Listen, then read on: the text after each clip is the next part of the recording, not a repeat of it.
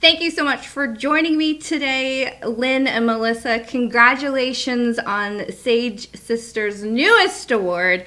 How are you feeling today? Pretty overwhelmed. We just received the actual trophy in the mail yesterday. Oh, wow, that's huge. That's so Yeah, it's cool. pretty swanky. It's our first Yeah. actual trophy, so we're Wow. planning on just like holding it and doing everything, like making bath bombs and soaps. Cool. Oh, can you tell me a little bit about Sage Sisters and how the company started? Yeah, for sure. We're actually called Sisters Sage. Oh, sorry. No, that's okay. There's another Sage Sisters in the States. And so we had done some research on our name and we just wanted to make sure that we weren't going to be confused. So we're Sisters Sage. Sister I'm Sage. Lynn Marie Okay. Angus, and this is Melissa Ray Angus, and we are sisters. And so we are co founders of Sister Sage. And we began Sister Sage in September of 2018. So we're pretty new. That's why this award means so much. It's a huge recognition for such a brand new business. And the award actually is for the best community impact from Small Business BC. So we're so honored for this award. And so what we do is we take our traditional and cultural knowledge and ingredients and use them to create modern self-care and wellness products like handmade soaps, bath bombs, smokeless smudge sprays, and salve. What has your experience been so far as Indigenous women in business in British Columbia?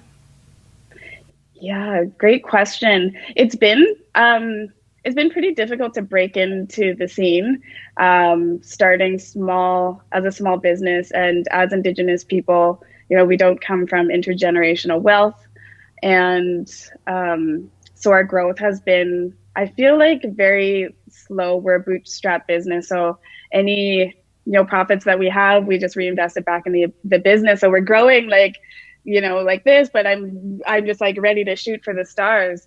And so access to capital has been difficult. But most recently, we were able to secure some funding through the CEO community, and that just came through.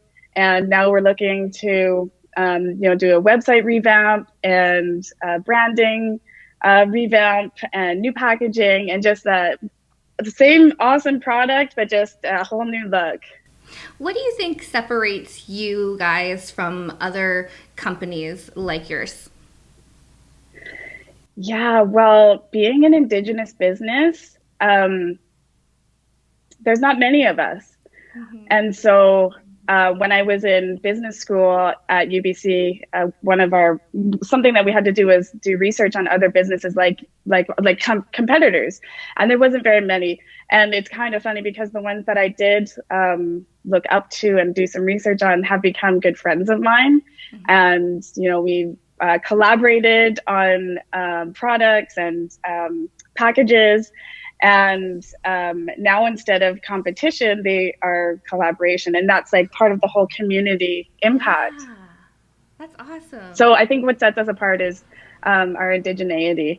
And there have been some people out there who said maybe don't, rest on your indigenous roots to promote your business. But I say forget that, because there are analytics out there that for all kinds of businesses, but for indigenous businesses, especially woman-owned businesses, there are no measurements or analytics because there are so few of us.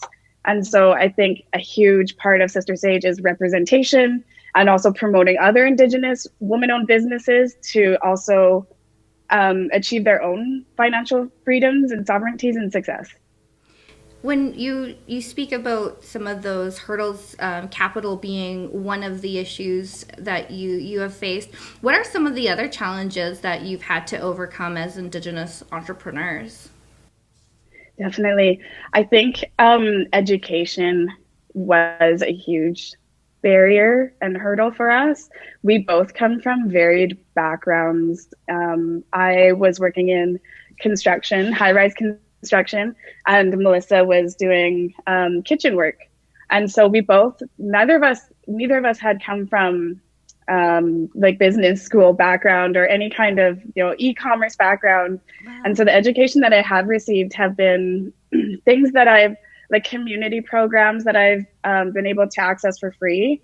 And then also through the University of British Columbia, I was able to land a scholarship to partake in the Aboriginal Business Management program.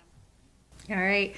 So what are your different roles? Maybe Melissa wants to share. What are your different roles within your company? How do you guys have different hats?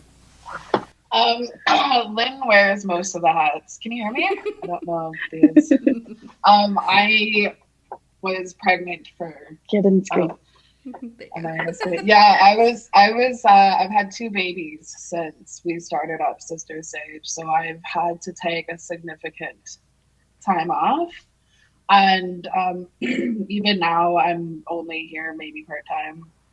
But when I like we both collaborate. We got together and sit down and figure out what kind of products we were going to make.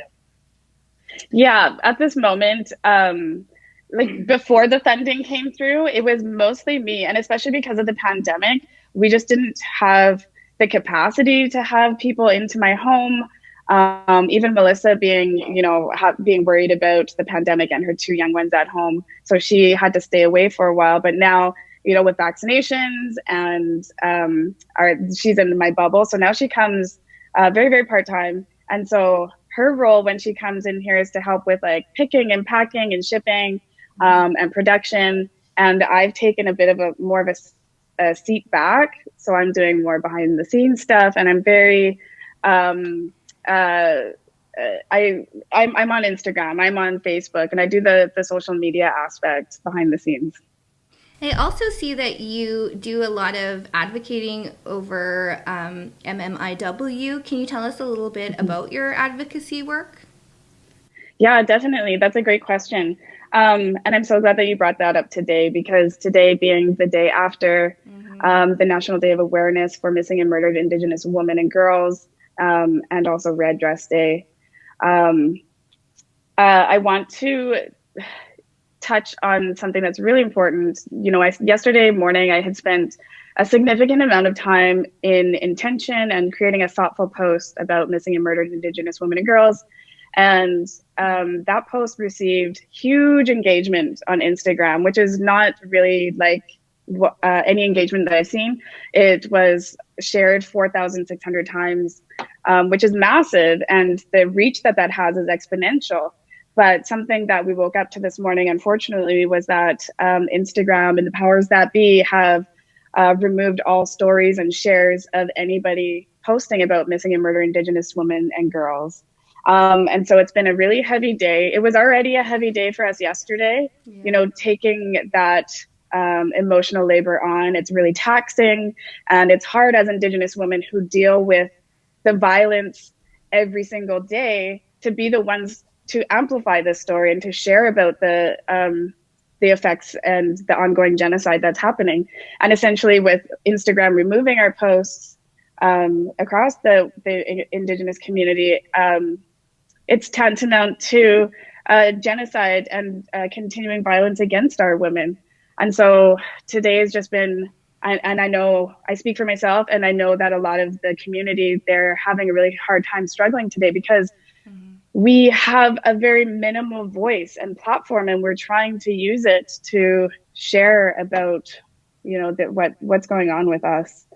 Debating. And just to be silenced is, it's just so harmful for us. I agree. Has anybody reached out to Instagram to see why that was taken down? Has anybody received any responses? Nothing that I've heard yet. I had one friend speak to, I believe, Global News today, and there's maybe somebody who's maybe reaching out to me, maybe with CBC Vancouver. I'm not quite sure yet, but I'm here and I'm open to speaking on this subject because it's so, it affects us like so internally. Yeah, so I was speaking earlier to a woman locally who's working on a project here. I asked her why this is such an important message to get across to Canada, and we're still here struggling to have our voices heard. For you, why is it so important to have this movement be shared, this movement to be acknowledged? For so many reasons. Like, I can't even pinpoint one. There are so many just effects of colonization for Indigenous people. And with Sister Sage, we're not just here to sell soap.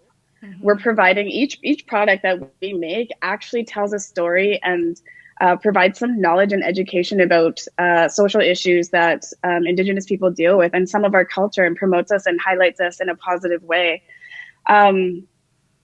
And so I use my platform for good and to really share about these issues, because as Indigenous women, we are marginalized and we are harmed on a daily basis. And that's what Melissa and I have dealt with our entire lives.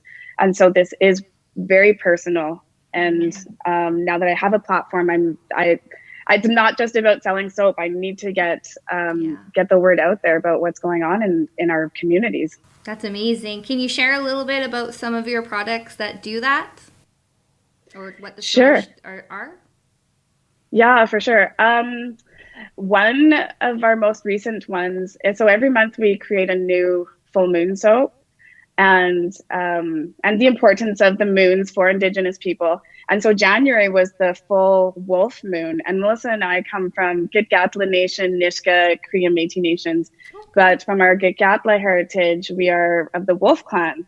And so creating this wolf full moon soap had given us an opportunity to talk about spirit animals and the gross misappropriation of people choosing their spirit animals and how harmful it is to us. It's basically, it's cultural appropriation, and it's disrespectful to our ancestry and our culture and who we are as a people. For our viewers that don't understand, can you educate our viewers a little bit why it is disrespectful?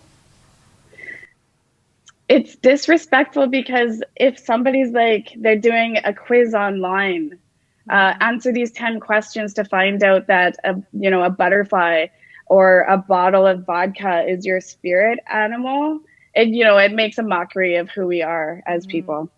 Yeah. Okay. Now, if people want to support your company and your business, where can they find more information out about you? Yes, thank you. So we are totally an open book. We're transparent, we're authentic, and we're here to connect with people. So you can find us on Instagram, sisters_sage. We're on Twitter, on LinkedIn, on Facebook, and trying to break into TikTok. So maybe find us on there. But also you can email us at sistersageproducts@gmail.com. All right. Melissa, Lynn, thank you so much for joining, and congratulations on your award. Woo! Thank you.